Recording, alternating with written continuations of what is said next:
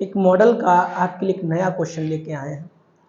ये क्वेश्चन भी अभी तक बोर्ड परीक्षा में नहीं आया है, लेकिन जो क्वेश्चन बोर्ड परीक्षा में नहीं आया है अभी तक, वो आने की उम्मीद होती है। जैसे आप मॉडल पेपर खोल के देखें तो जो पेपर में कभी नहीं आया होगा वो क्वेश्चन ज़्यादातर आपका पेपर में आया है। तो ऐसे जो क्वेश्चन कभी नहीं आए हों पेपर में, उनको एक बार आप पढ़ के जरूर देखना, ठीक है। ये बात हमने आजमाइश की है, कोई हर साल पेपर में एक क्वेश्चन नया आता है और वो क्वेश्चन यही होता है कि जो कभी नहीं पेपर में आया होता है वो इस साल आ सकता है, ठीक है। तो इन क्वेश्चनों को जरूर पढ़ के जाएं। आपको हर बार रिपीटेड तो मिलता ही मिलता, लेकिन आपको एक नया क्वेश्चन भी मिलता है पेपर में। तो इन्हीं क्वेश्चनों में से वो एक क्वेश्चन होता है जो आता है, ठीक है। तो चलते हैं अपने क्वेश्चन की तरफ और देखना इस क्वेश्चन के बाद आप कहते हैं कि हम पे चित्र नहीं बनता है, भूल जाते हैं या समझ में नहीं आता कैसे बनते हैं। आपके पास चित्र आज नहीं भूलोगे आप। क्या लिखा है कि भूमि के एक बिंदु से, मतलब भूमि थी, उस भूमि के कोई एक बिंदु मान लो आप, चाहे इधर बिंदु मान लो चाहे उधर मान लो, कहीं पे एक बिंदु मान लो आप, ठीक। तो हमने कहा कि यहां पे मेरा बिंदु है, मेरा बिंदु हो गया। भूमि के एक बिंदु से मीनार के पाद बिंदु, एक मीनार है, तो मीनार तो भाई ऐसी होती है, जब भी कहीं आपने दिल्ली वगैरह में देखी हो, घूमने गए हो आप या कभी मोबाइल वगैरह पे देखी हो, तो आपकी मीनार ऐसी तो होती है। तो कहा है कि भूमि के एक बिंदु से मीनार, मीनार तो ऐसी है, होती है मीनार, और बिंदु से मीटर दूरी, तो इन दोनों के बीच की दूरी कितनी है आपकी? 30 मीटर दूरी है।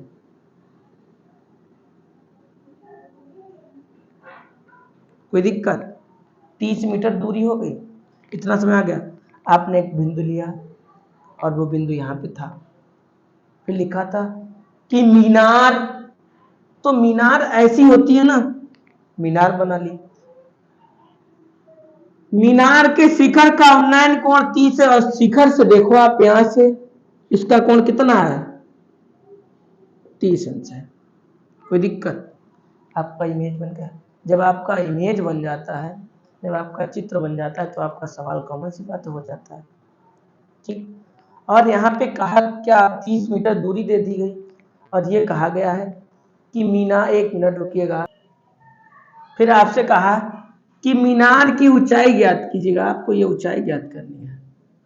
तो मान लीजिए मीनार की ऊंचाई, अच्छा क्या दिक्कत है मानने में, कुछ जा रहा है, कुछ नहीं जा रहा है। यहाँ पे ए लिख लीजिए, यहाँ पे बी लिख लीजिए और यहाँ पे सी लिख लीजिएगा, ठीक है। मैंने कहा मीनार की ऊंचाई ज्ञात करनी है, आपको ये ज्ञात करनी है। तो मान लो आप तो मैथ के स्टूडेंट हो कि मीनार की ऊंचाई क्या है। माना मीनार की ऊंचाई h मीटर है। कोई दिक्कत? हमने ये मान लिया, ये जो मेरी मीनार है, ये मेरी जो मीनार है, इसकी ऊंचाई h मीटर है, ठीक है। इतना हो गया। अब बात आती है साइन कॉस टैन कॉट क्या माने। तो देखो यहाँ पे आपको क्या चाहिए होता है और क्या दिया गया है। जैसे आपको ये आधार दिया गया और आपको लंब चाहिए, तो सिंपल सी बात, टैन वाला सूत्र बन रहा है ना, तो टैन वाला फॉर्मूला लगा तो आपका हो जाएगा। जैसे देखते हैं, लिखिएगा, समकोण त्रिभुज ए बी सी में, ये आपका समकोण त्रिभुज है। जब कक्षा 9 में वो 8 पार्ट में पढ़ाया था, तो ऐसे करके आपका समकोण त्रिभुज हर में बन रहा था। तो ये समकोणित त्रिभुज है, उसी की तरीके तो है। फिर आपको दे रखा है tan का फॉर्मूला लगा दो, tan थीटा बराबर, ये वाली भुजा आपकी लंब होती है, ये वाली भुजा आपकी आधार होती है, ठीक है। अब आपको ये कितना दे रखा है लंब, BC, ये BC बराबर दे रखा है ना, तो इसका मान आपको H दे रखा है और इसका मान आपको 30 दे रखा है। कोई दिक्कत है ना? और थीटा की वैल्यू आपको कितनी दे रखी है? 30। तो इसे ऐसे लिख लो, कोई दिक्कत। अब आपको एक मेहरबानी करनी पड़ेगी। क्या मेहरबानी है वो? आपको tan के जो मान है ना, tan 0, tan 30, 45, 60, 90, ये आप जरूर याद कर लेना। नहीं याद करना तो मेरी वीडियो है पुरानी है, उसमें टेबल बनाना का हमने आपको सिखाई है, पूरी टेबल बन जाएगी आप पे, कोई सा भी मान आप पे फिर निकाल सकते हैं आप पे। ठीक है, केवल आपको एक लाइन याद करनी पड़ेगी। तो इतना लिख लिया। इसका मान होता है 1/√3 और बराबर में से ऐसे लिख लो। कोई दिक्कत? बोलो। अब आप इसका इधर गुणा करो तो आपका हो जाएगा, और आप इसका गुणा करोगे तो ये हो जाएगा।